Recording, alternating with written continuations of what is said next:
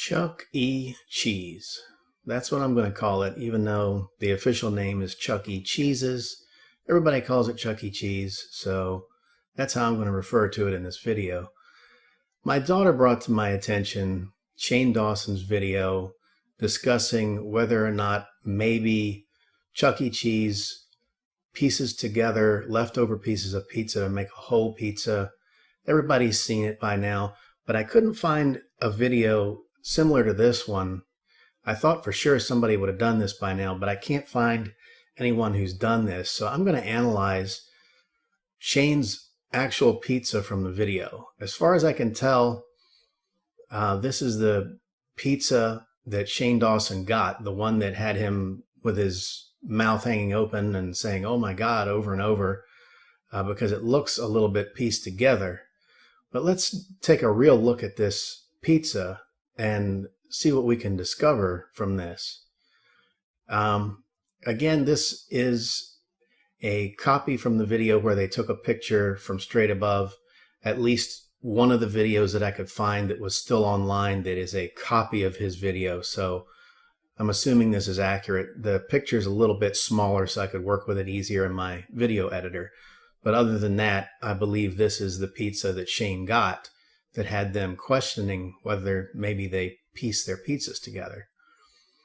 So from looking at this pizza, I can see why people might be concerned. It looks like some of the pieces don't fit, primarily this one right here. But what you'll notice is that the pizza looks pretty round except for maybe some shifting and transfer. The main question is this piece right here. If you look around the pizza, you can see that all of the pieces fit together except for this one. This one right here, and what you have to look at is the patterns in the cheese and the sauce and the bubbles going around the pizza. You can see that this piece is aligned with this one. You can see that there's a browner area of cheese here that's obviously been cut through. This one matches with this one. You can see where the pepperoni was sliced through, and again how the edge of the sauce aligns, even though these got shifted a little. Same here. You can see a little tiny piece of the pepperoni that went down into the cut as it was cut down here, but these pieces align, the edges even align on that, so they didn't really shift. This cut right here is harder to see, but obviously this piece aligns with this one. This one aligns with this one. Again, the edges of the cheese are contiguous across here, and you can see where the pepperoni was cut. This one aligns with this one for the same reason. The patterns match this darker area. You can see a piece of the pepperoni that's sticking vertically up as they sliced it. This one to this one is a little bit more difficult because it looks like there's a piece of this pepperoni missing right here. And I'm pointing with the cross on my cursor here. Looks like there's a piece missing, but I think similar to here where the piece of pepperoni went vertical as the slice came across, I think it went vertical here too and slipped down in the crease as they sliced it. And the same with this piece. I think if you pull these two pieces apart, you would find that small sliver of pepperoni down in the crease. And again, the darker area, this little bubble here, seems to align with the darker area on the piece next to it. And the cheese, even though this piece got pushed out a bit, the cheese line here, even though it's kind of erratic the way that the cheese line moves, it looks like the cheese line aligns with the brighter cheese on this piece as well. So I think we can argue that this piece belongs with that one. This piece obviously belongs with that one. You can see the pepperoni sliced. This one belongs with that one. You can see the vertical pieces of pepperoni in the slice. And this one belongs with that one for the same reason. You can see the line of the cheese, the arc that the spoon made as it went across. The only real question is this piece right here. But I think what happened is as the pizza was transferred, this piece got pushed inward. In fact, if you look at this pizza, look at this cut line from here across the pizza over here.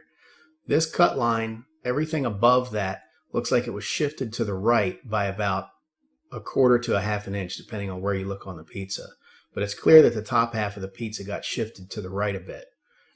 And if you shift the top half of the pizza back to the left just a little bit, you can see that all the cut lines are straight. This cut line is straight across here. This cut line is straight up here. This cut line is straight this way. This cut line aligns with that one, and so forth. This one's a little harder to see, but even this cut line aligns with this cut line that's not as visible. There's a cut line here that goes straight across this way. So let's take a look at this misaligned piece. If we take that piece and select it, we can move this piece out, and we have to realize that the outer crust is the part of the pizza that's going to change the least because it's not soaked with sauce and cheese and stuff like that. If we take this piece and we move it out and we align it with the one under it, like this, we'll notice that the arc of the cheese and sauce as the spoon went around aligns perfectly.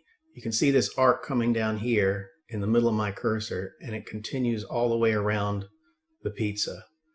So that piece now looks like it aligns, that both the white cheese and the red outline align all the way across. The only question is this little dot of sauce here, but I think that's what that is, just a little dot of sauce that ends right against the edge here. But I think the telltale sign here is that if you follow the arc of the cheese and sauce, it goes perfectly around the pizza like this. You can follow it all the way around. And if we move it up against the top piece, the same is true. Now, not only does the arc of the cheese and sauce match all the way around, it also aligns the pepperoni. As you can see, let me go back a few steps. You can see here that there's a vertical piece of pepperoni right here. A little piece of vertical pepperoni that's sticking straight up. And it's shifted from the bigger piece on this side. But if we take this piece of pizza and move it up so that it aligns with the top piece, you can now see, if I get rid of this, you can now see that this vertical piece of pepperoni is now realigned with the piece that it slid away from on the top piece. And again, the pattern of cheese and sauce moves right around with the pizza. Now, why does this piece look like it doesn't fit? Why does it look like it's too small? I think it's simply because when the pizza was shifted, we already know that the whole top of the pizza looks like it was shifted right just a little bit. When this piece was shifted down into the pizza, I think it simply compressed the tip of the pizza, because remember, this is going to be a little bit more moist down here, and it's not going to be unbendable like the dry crust out here. And when this piece slides in, it compresses like, let's say, the bottom half or bottom third of this triangle of the pizza, and actually makes it smaller. So I think if you move this piece back out where it belongs, and then you shift this whole top of the pizza that got shifted to the right over back to the left a little bit, and you pull the pieces back to where they were before they shifted around, I think you would find that everything fits in this pizza. And furthermore, due to the shift of the top half of the pizza, if you account for that, all of the lines, all the cut lines across the pizza are straight, or as straight as you would expect for a large pizza cutter. I think Chuck E. Cheese may have gotten screwed here, because they're probably one of the only places that cuts the pizza all the way through to the cut, to the crust on the outside. And for that reason, it shifts around. If they, like this cut right here, doesn't look like it quite went all the way through. If they cut their pizza like most places, where the outer edge of the crust has a link between each piece, it wouldn't do that. So I think, if anything, the picture from the video, or at least from the copy that I could still find online, doesn't prove anything except this is one pizza. I have no axe to grind in this whole Chuck E. Cheese pizza thing. My kids and I visited there a half dozen times when they were younger. They're older now, so we haven't been there in a while. The only thing I can remember is their pizza tastes good. I don't know anybody that works there. I haven't looked into it any further. I don't even need to go to a Chuck E. Cheese. I just need to look at the video that Shane posted, and I can, at least to my mind, I can prove this is one pizza and it wasn't pieced together. And that just like Chuck E. Cheese responded, the pieces do shift. And if you actually take the time to move them back and line up the outer crust, you'll find that.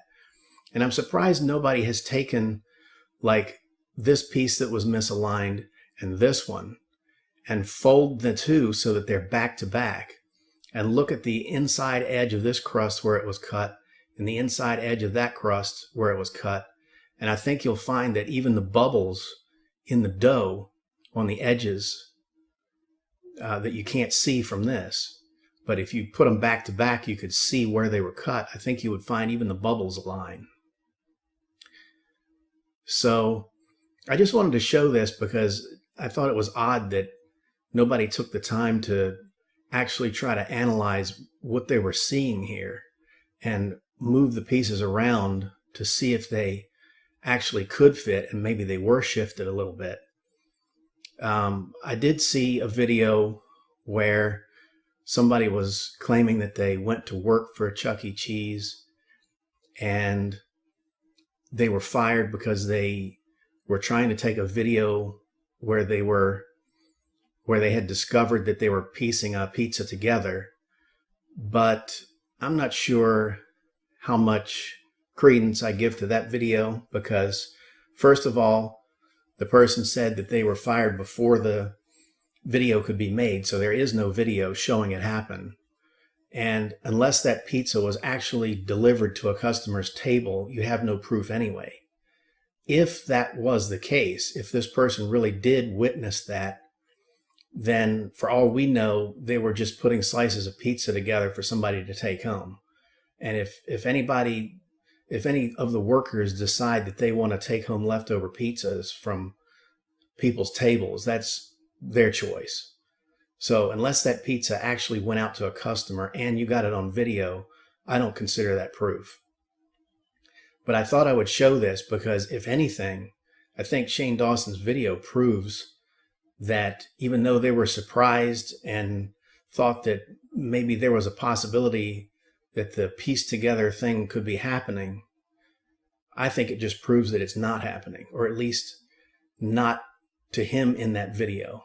I'm not saying it's not possible and no restaurants ever do that, but to me, Shane Dawson's video is just proving that the pizza that they got, at least this one, is one pizza. And I think if you analyze the other pizza that they got, you probably would find the same thing. So I thought I would post this video because I hadn't seen anybody look at it in this way.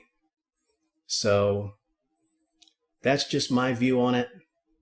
You can believe what you want to believe, but looking at it from an analytical standpoint, I think you can easily argue that this is one pizza and that the pieces just shifted around. Thanks for watching.